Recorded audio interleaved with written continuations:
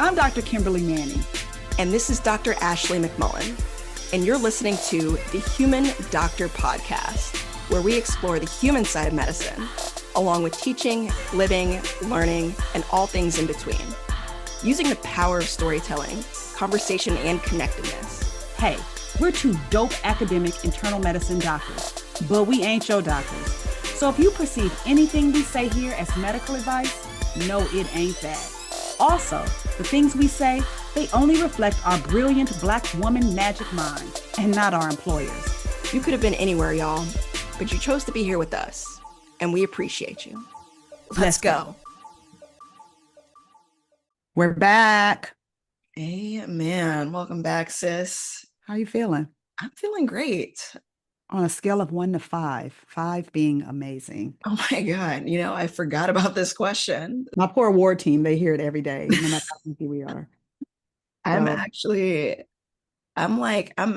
kicking it high gear this morning. I'm like a 4.9. Okay. 4.9. Strong. I know, right? I'm coming off a really spectacular weekend. I gotta tell you, so there is this group out here in the Bay called 5'10" hikers, 5'10" being the code for Oakland. Okay. I thought you had to be 5'10". Yeah, no. At which point I was like, why were you there? I might be, but that's just some hateration for no reason. You're like, why are you hating on my height? I know. Okay, sorry. In any case, no, it is the area code out here. But what it is, it's like a social group for Black people in the Bay who want to do just like outdoor stuff. So a lot of hikes, things like that. But this past weekend, they organized a river rafting trip over the American River out by Sacramento. So me and one of my homegirls out here decided to go. I had never done anything with this group before. She had done a couple hikes with them. But we're just like, you know what, let's go. So the weather was perfect. The water was cool. But one thing that I had heard whispers about with this group is that they, they're serious about water guns. And I was just like, ain't no way. Serious about liking them? Like people enjoying them? Yeah, and they use them. And I didn't think that was like really going to be a big deal. Like I was like, these are grown folks. Nobody's going to be showing up like doing water guns. People ain't going to be trying to get their hair wet. Girl, it was that serious. There were like, I think we were like 200 of us there, like mostly like all Black folks, like mostly in their 30s and 40s. Like we just kind of spontaneously formed groups, and it was like folks 11, 12 people deep in each raft. And like, as soon as we got on the water, like we went to war. Like folks were ambushing people, like wow. appliances. Big like Uzi ones or little ones? It was a mix, but I have to tell you, like it was so much fun. Like I have not laughed that hard in a minute. Wow. And it was just like, it was a good reminder of like the importance of just like play and spontaneity, especially as an adult, and just to do that outside. And the water guns were like, it got real during the first part of the trip, but the back half was just, just straight chilling, music, food, drinks. Like it was just really, really, it was really good. It warmed my soul. I'm really proud of you for doing that. Thank you. Yeah. Because I know the activation step it takes for somebody who's introverted and somewhat on the shy side to be like, hey, let me go just jump into something with over 100 strangers who might accost me with water guns. I'm very impressed. Thank you. Well, I have to shout out to my friend Sita, who I met at through my running club. She is like just that great combination of social and like good at one-on-one conversation. So it was like easy to partner with her and then like make friends that way. So I gotta love my extroverted friends for that reason. But anyway, how about you? Well, I'm on the hospital service right now after what has been an extraordinary few things for my well-being and some vacation. So the first of which I went to Washington, D.C. for the National Convention of the illustrious Delta Sigma Theta Sorority Incorporated. And I just love, love, love, love, like our sisterhood and just seeing all of these women committed to social action and, education and just excellence all together in one spot. It's dope. One really sweet thing that happened, though, that I'll share is that I never ever used to go to national convention. It's expensive, it's a commitment. I have to block my schedule. Never used to go. But my sister, when she was living, Mm. Deanna always went to convention. Oh, The moment she became a Delta, until the moment she left us, she never missed a convention or a regional conference. wow. When Deanna passed in 2012, my close friend and line sister, Tanya Spencer, who listens to this podcast, hey, Tanya. Um, Tanya said to me, a great way to honor your sister would be to start going to national convention and the regional conference because she always would tell me when I'd see her at conferences and conventions that she just wished she could get you to come. And from that moment forward, with Tanya's encouragement, I began to go. And actually, what's even funner, Yeah. makes it Well, more fun, funner. Anyway, funner. Tanya is one of the people that I go with, her and another one of my line sisters, Mara. So this year I was at the convention. There was this day where we had an event and everybody was wearing all red. And that was my sister's favorite thing when Deltas wore red. So it was this gigantic sea of red, suits, Mm. dresses, pantsuits, Mm. everything. And I'm riding down this gigantic elevator and I'm just looking out. And at this moment, I happen to be by myself, which is rare, but I'm looking out over this big giant sea of red. And I am just like, oh my God, my sister would have loved this. Oh my Wow. gosh. Is this like one of those glass elevators where you can see No, through? it's an S. I'm sorry. Am I saying elevator? I should be saying escalator. Escalator. Okay. I started to feel emotional. I was like feeling really choked up, but it was a lot of people there. And I was like, Lord, I do not want to get to crying up in here. And I was alone. So, Yeah. but I just kind of closed my eyes and rode down the rest of the escalator. And then when I opened my eyes, I was kind of the little wave of emotion had passed. Mm. I walk about 50 feet and somebody taps me on the shoulder. Don't worry, y'all. It's not my sister. Don't get scared. No, it was this woman. And a long time ago, I used to talk about how my sister always hand wrote me cards on Founders Day and at special Delta events. And she looks at me, her name is Brittany, and she says, I hoped that I would see you. I didn't know if I would. I didn't know where I would find you. But I knew if I did, I would give you this. And she reaches in her bag and pulls out a card, Mm. my name on it, Oh, Lord. Wow. and gives it to me and says, I'm giving you this card because I know your sister would have been proud that you still come into convention and conferences. And, I know she would have given you a handwritten note. Wow. A stranger. I do not know her. She saw that I had shared this in one of our Delta like Facebook pages years ago. Hmm. And she had it on her person. And she said, if she saw me, she would give it to me.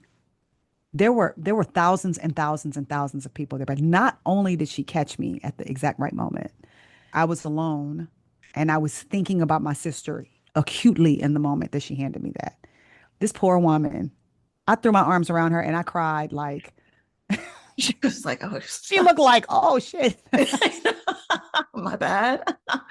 It was the most Oh, thoughtful thing. And it felt like a divine moment. And it's great for me to even share this because today is Deanna's birthday. oh, wow. Oh my Yeah. gosh. So she would have been very delighted to know that we got back on the mic on August 11th because I don't know nobody who liked their birthday more than my sister.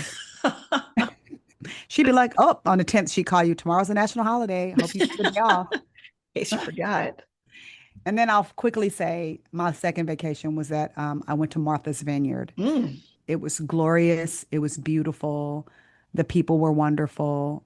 I went out and stood and watched the polar bears in the water. I don't know if you ever heard of the polar bears, but on Martha's Vineyard in the Inkwell, which got its name because when that beach was segregated, the section of the beach where Black people could go, people start calling it the Inkwell and we embraced the term. So the inkwell is now like a term of endearment for that beach on Martha's Vineyard. But there's a group of people every morning from the 4th of July through Labor Day, every morning, rain or shine, cold or hot, who come out at 7:30 in the morning and they form a big circle in the water and they move their bodies and they give thanks and they pray and they rejoice and they sing. And it is one of the most beautiful things in the world to witness. I'll send you Wow. a picture to show it to Please you. do. Yes. My Ray Nodes was like, girl, why don't you just sit here and watch? Um, which I did. Maybe one day I'll get in it, but Mm. it was actually a really beautiful experience just to watch. And my friends, they got in the water and did it. And I know a lot of polar bears. So shout out to all the polar bears out there. Mm. But I actually thought of you because I said, this is some stuff that Ashley McMullen would do and then come back and tell me she did it. Got Yes. in some cold ass water, facing the sun and singing and all that. It was beautiful though. I'll send you a pic. That is correct. Yeah. So, yeah, shout Mm. out to Martha's Vineyard. I know if somebody over here giving me a side eye, like, oh, you bougie, please don't.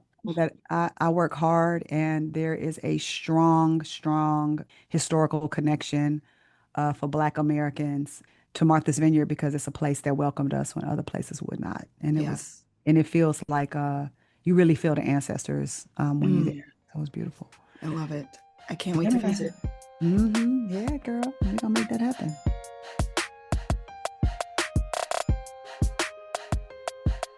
Shall we make that transition?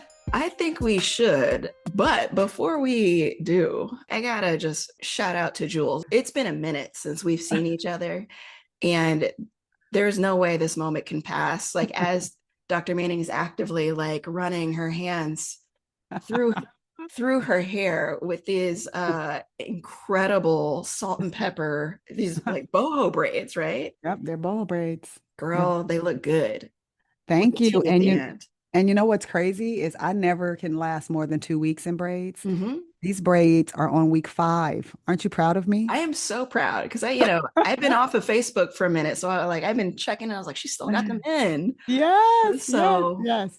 I'm 5 weeks in with them. Yeah, it's a trip kind of walking around with hair down my back and, mhm, flipping my hair and mhm. having a ponytail and things. But I'm gonna go back to regular tools as soon as I get off the hospital service. But Yeah, it's been fun having these you've been holding it down. boho braids. I got Yep, some of yep. the little young kids, giving me a side eye. And, they not calling me auntie. They like, what's up, ma? And in Atlanta, honey, Uh-huh. I be getting hit on by everybody. Hmm. They don't discriminate. Men, women, non-binary royalty, whoever Hmm. they like, what's up? She's It's, saying she still got it, y'all, and I I am believe exactly saying that. I have it more in these braids at the moment. Okay, listen, kings, queens, non-binary royalty.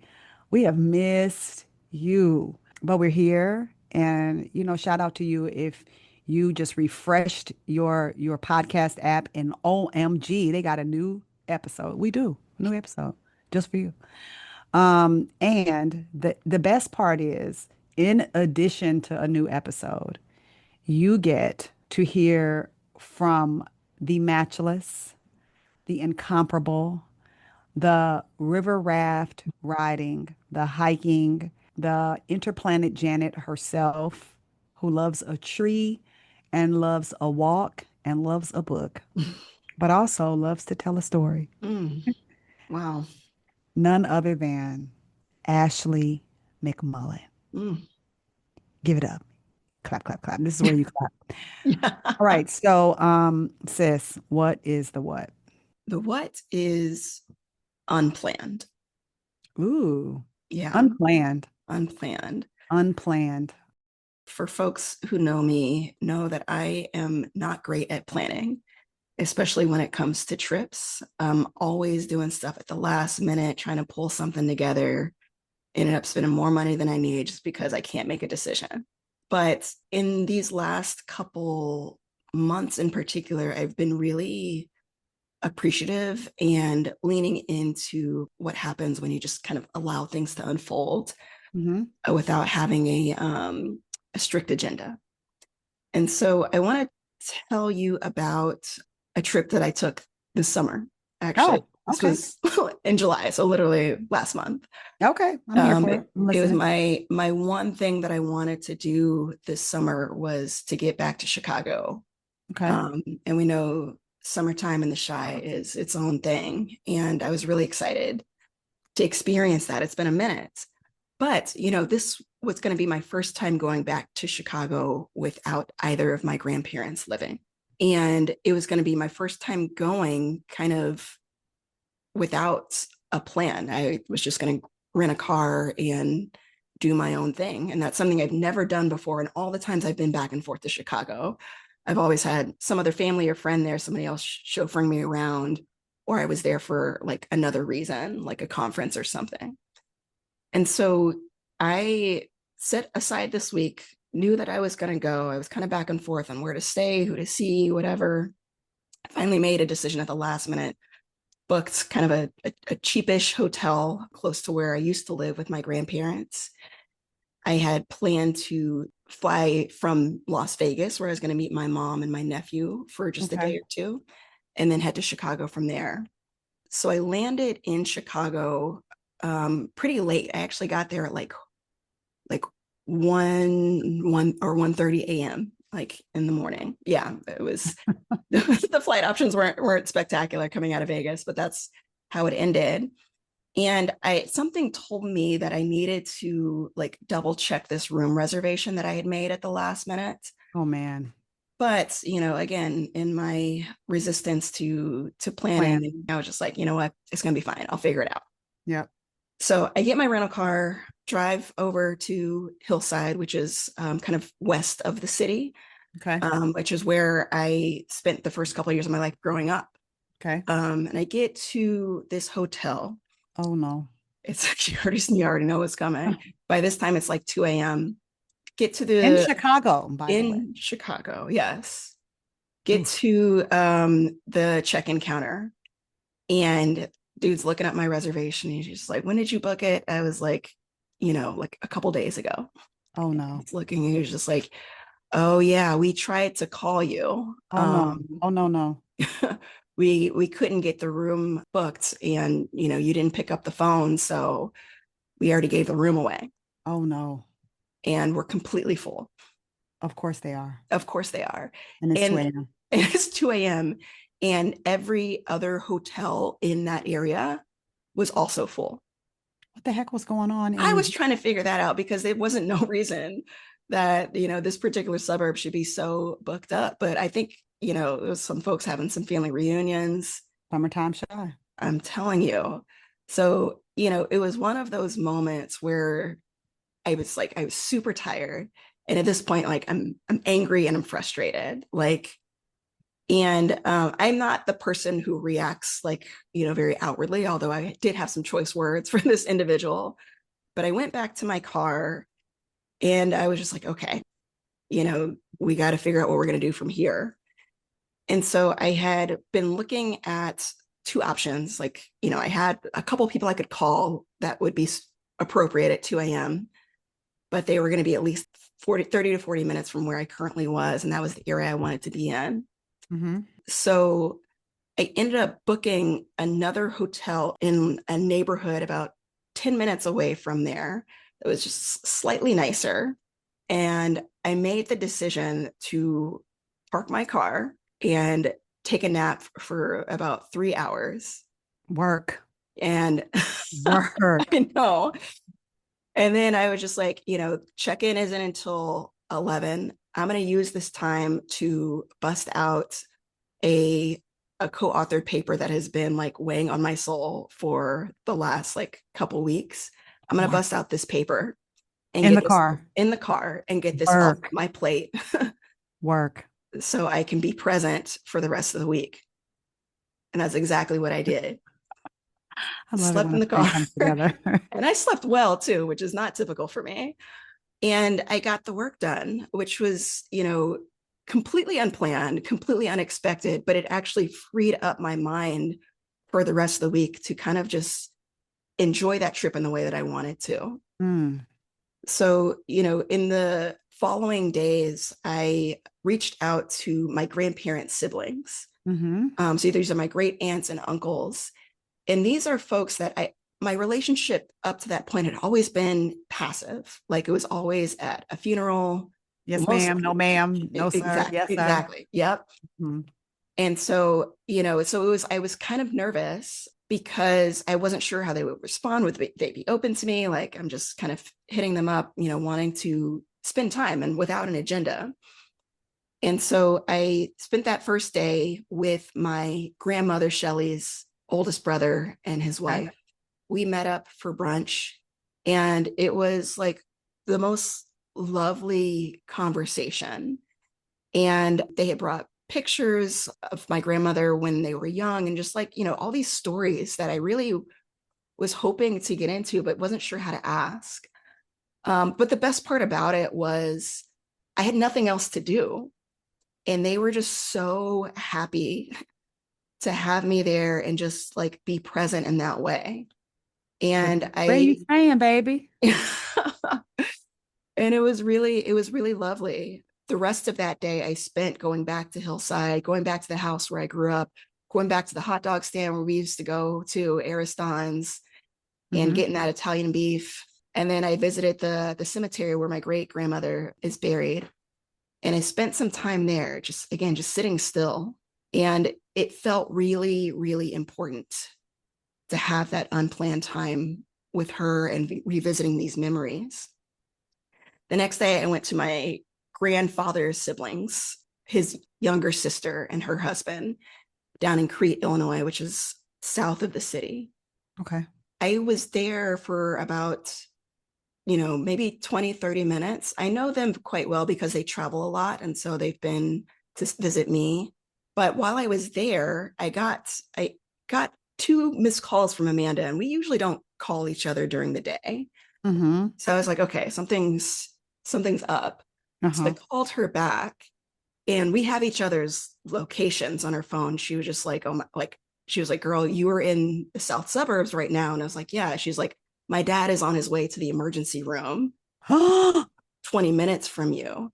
Amanda grew up in the south suburbs.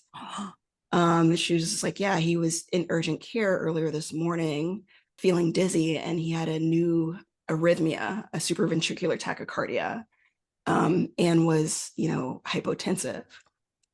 She was just like, can you go? I was like, girl, Say less. I'm on my way. Unplanned. Unplanned. So I leave there, literally 15-minute drive, from where I just happened to be that day.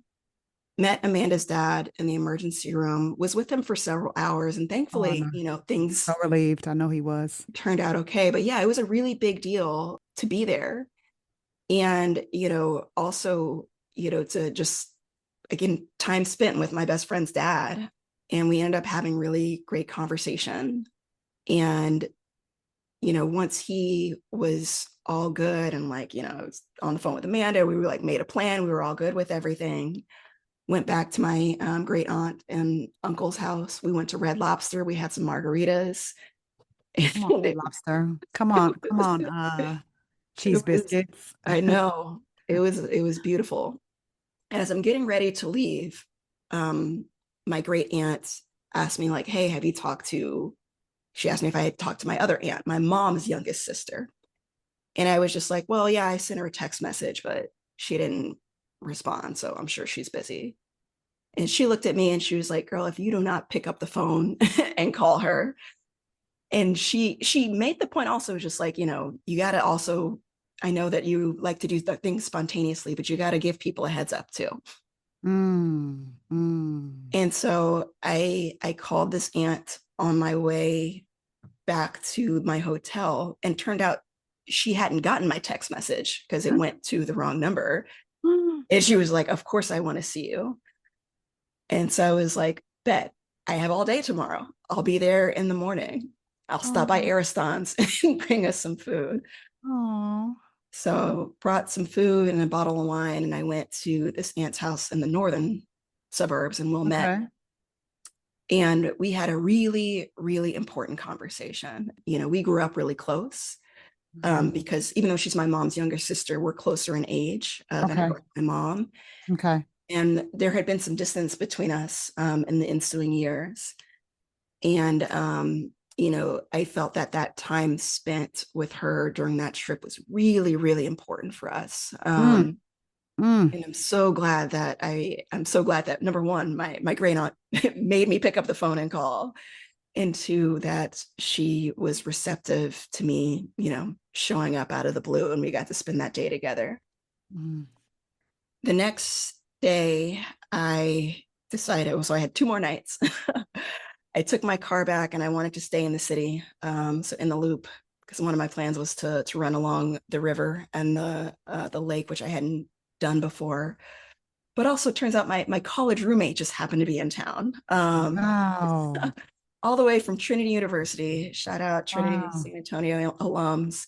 She was there Wait, for and is she from Chicago? no, she was in Austin, Texas. How did she know that you were there? We had just been sending like text messages before, and she had asked me what I was doing for the summer. I was like, oh, I don't have any plans. I might go to Chicago. And she was like, if you happen to be there this week, I'll be there Wow. for a conference. And she just happened to be staying downtown, exactly where I wanted to stay. Mm.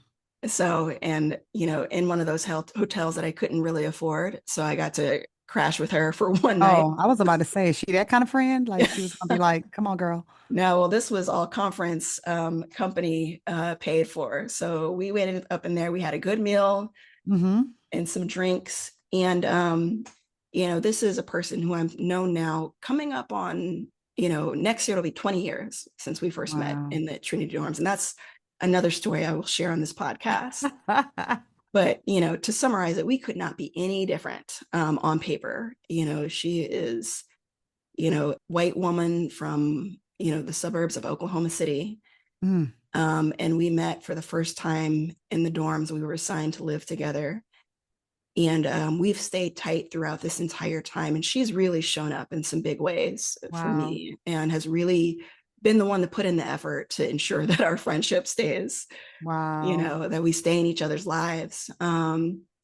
And but she shared some things as we were talking, and like, things that she's noticed about me as I've grown over the years, and like just ways in which she's seen me in a way that I didn't know that she did. And it was a really meaningful and just special conversation to be having at that point in time in our lives. Um, and I had one more night in the city, and I used that night to hang out with my favorite cousin who happens to live in River North. Hmm. Um, we were with each other throughout that whole time when Hope your other cousins don't hear that. I mean, it's okay. I think it's no secret that we're probably the closest among them. So after me, he's the next in line in terms of age. Okay. But it was just really, again, really lovely just to be intentional. And he kept asking me, he's like, so you're not here for any other reason? I'm just like, no, I literally just came to spend time with everybody. And you were And there for 7 days. mhm. That is bananas. And the thing is, actually, it was less than, it was about 5 or 6 days. I'll have to go back and count, Okay. Okay. because part of that week was in Vegas. But the point is, I'll land this plane here. I was there for, a couple of days, and it felt like I had been there for several weeks. And I think because I was so present for everything, like I literally had no other thing on my mind, particularly thanks to getting that paper out of the way, than to be present with folks that I really wanted to spend time with. And it was very generative, especially that time with my older relatives, Hmm. because my first orientation when I was thinking about this trip was just like, I don't want to miss out on seeing them, intentionally seeing them, just given how, these last couple of years have been. I don't want to have any regrets, Hmm. you know, just to show up and be in that space with them was very life-giving for me as well. And just moving through that week without having anything else on my mind except, these people. And then also having the space to kind of move and groove when I was called, like for Amanda's dad. I really am just embracing this era of my life where I can do stuff like this, Hmm. where I have the choice to be intentional about how I spend my time and where I spend my time. And I intend to do more of this. But if Mm-hmm. there's anybody listening who's, thinking about that someone or that place or that space where you're just like, oh, I'll spend time with them next year or whatever, make the time. Like, Yeah. go plan the trip now and do so without trying to do a whole bunch in between. Mm. Mm. That's a word right there. There is so much to unpack about what you said. And I was trying to keep track of the stuff that I was I like, know oh, it's a lot. oh, that. No, no, not the story, Yeah. but just stuff that I was like, oh, that's good. Oh, that's good. I think the first part is when you got there and there wasn't a hotel room for you. Because that actually could have destroyed your entire Mm-hmm. time. Mm-hmm. And I find myself like a lot of times I'll say to my kids, which, everything we say to our kids and other people is really advice we should be trying to take ourselves. Mm-hmm. I always say what you say impacts what you see. Mm. And if you had said, this is bad luck, this is terrible, I this is almost gonna did. ruin, this is Yes. gonna ruin my trip. Yep. I knew I shouldn't have done this. I knew. So that's one thing. You didn't say that. Even if you almost did, you didn't. Mm-hmm. Since we are nerds and we love books and we haven't been talking to each other about books, it brings to mind two books that I've completed since we last talked. One book is called CTFD, which is Calm the F Down. It's literally about how you deal with not worrying about things that are not really in your control. Mm. It kind of breaks up these questions like, oh, is the thing you're worrying about, is it likely to happen? Has it already happened? Or is it definitely going to happen or whatever? So if it has already happened, the question is there anything you can do about it right now? You tried to see if they had more rooms. They did not have more rooms. You can't do anything about that. So you can try to get another hotel room nearby. There wasn't a hotel room nearby. And then once you got another hotel room, but you can't check in until what, 11, 3, whatever Mm-hmm. time. This is also where this book kicked in and helped a lot because it's like, okay, there's not anything you can do about that. So what can you do? Since you know there's nothing you can do about it, do what you can do. Yep. Which brings me to the other book, because what you did was you went to sleep. Have you read Why We Sleep? No, I've heard of it. It talks about how much better you can do everything when you've slept. Slept after something happens, slept before something happens. But I firmly believe you taking that sleep and then waking up, it puts you in a like in an engaged space where you were more ready and you were able to get something done. Mm-hmm. The fact that you were sort of obedient to your body and decided to go to sleep is tremendous. And then clearing that thing out of your way so that you didn't have something competing with this experience that you were trying to have is absolutely huge. And then the last thing that I thought a lot about was that, you're really glad to be in the space right now where you could do all that. And I find myself sometimes talking to residents in the hospital, medical students, and people always asking about kids, getting married, blah, blah, Mm-hmm. blah. I started having kids in my like mid 30s.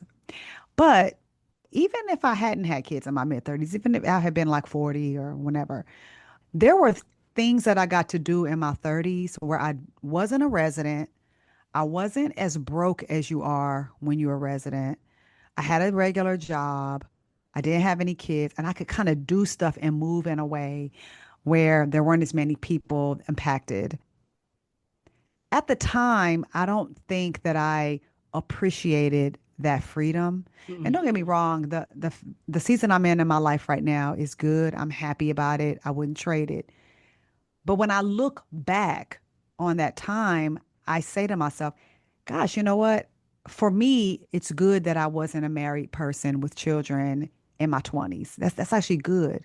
I got to do a lot of things and move in a lot of ways. And I was wiser, had a little more money, a little more just so what a tremendous blessing it is to have the resources to be able to shift your gears and go to a hotel that costs a little bit more, to rent a car for 5 days, 6 days, Yep. a week, however long you were there. Yep. All of those things are not things that, without involving your parents or something, that you can do at certain ages. But also, if they're like, I'm sure that, yeah, sure, there's somebody who has kids who could do maybe do something like this. But I will tell you, like something like doing a trip like what you just described is very disruptive to a family. Yeah. If you are a responsible party in a family as a parent.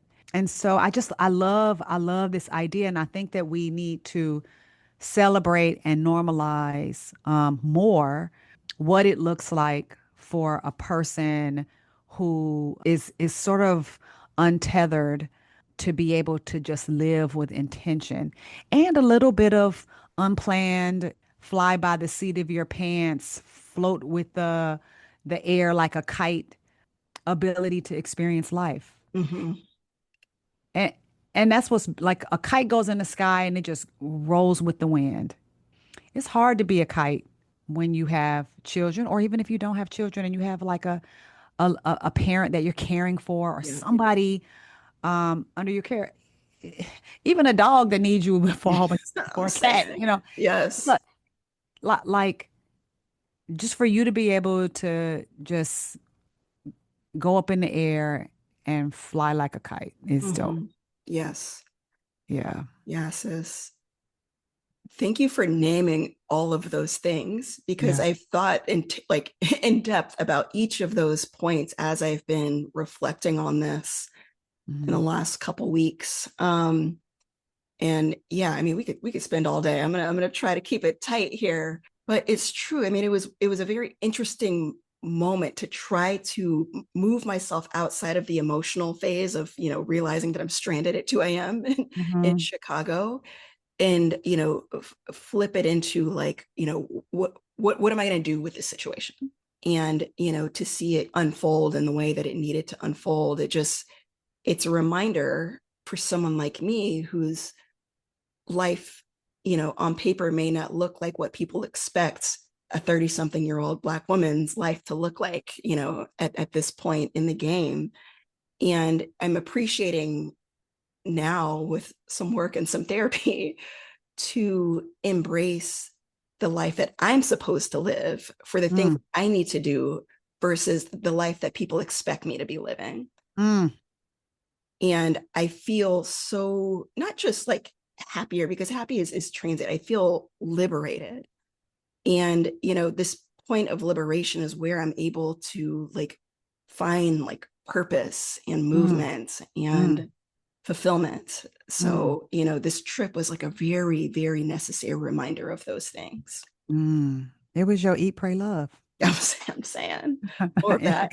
Eat, pray, Yeah. love in Chicago, all in one Yes. one place. Yes. Yeah, man, I love it when a plan comes together. Hmm. I love it when a plan comes together, but more plans would come together if we were willing to see what the wind wanted to do. Hmm. Because there's so much stuff you know, that maybe could be in our control more. Like, somebody could, my military husband would be like, see, yeah, too busy being reactive and not proactive, Okay, okay, okay, okay. Yeah, yeah, yeah. We could have planned. Yep. Yep. We could have planned. But there, I think it's a metaphor for even when you plan some of the best laid plans, something happens. Yeah, exactly. Like life be lifing, or however you want to look at it, and you still are forced to say, is this in my control? Yes or no? How am I going to look at this? And what am I going to say about this, which is going to impact what I see about this? Mhm. I'm just really glad that you took a nap. Like I'm serious. I really think Yeah. all of this is connected to the nap you took. I believe it. Although, so I have not actually told my mom I slept in my car that night, and She gonna learn today. Your mom was like, let me get this straight. You took a nap in a car on the south side of Chicago, outside of a 3 out of 5 star hotel. I went to like the 3.5 star for like that was like a 2 star hotel. I went You to the at 3.5 to 4 star hotel. I felt safe in that parking lot. That's funny. But you know what? People sleep in their cars every day. It's true. It is very true. Yeah. Oh, we gonna do what we do, and pray for a little protection, and Hmm. hope the angels are encamped around us, and just hope it goes okay. I believe that they were. They So were. And you were supposed to be there. It was all appointed. Mm-hmm. It was all appointed. Yeah. So I So am glad this is a beautiful, beautiful way to kick off season nine. 9. Nine on Deanna's birthday, Mm. which is lovely. So happy birthday to Auntie Deanna. Yes. Yes, yes. And to everybody that's been rocking with us for 9 seasons. Happy Podcast is Back Day to you. And to those who just happen to listen for the first time today, yeah, we have a podcast Yeah. and we welcome you to be on the journey. And if you are fully perplexed about the fact that we were not talking about randomized controlled trials, medicine, patients, reflexes, blood pressure, it's called the Human Doctor Podcast for a reason. Mm-hmm.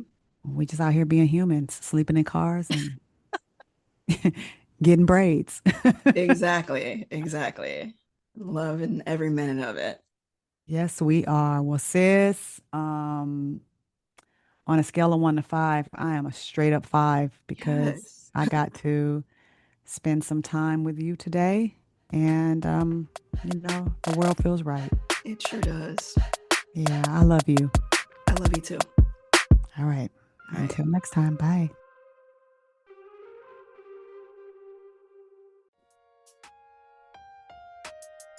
That wraps up this week's episode of the Human Doctor Podcast. Special thanks to our favorite brother gastroenterologist, Dr. Chuma Obiname, for the beats. Shout out to the Dr. Ashley McMullen for editing and production. Mad love to our podcast family at the Nocturnist and the Clinical Problem Solvers, our Med Twitter fam. And especially shout out to all of you, our listeners. Until next week, remember, we see you and you are enough. Holla!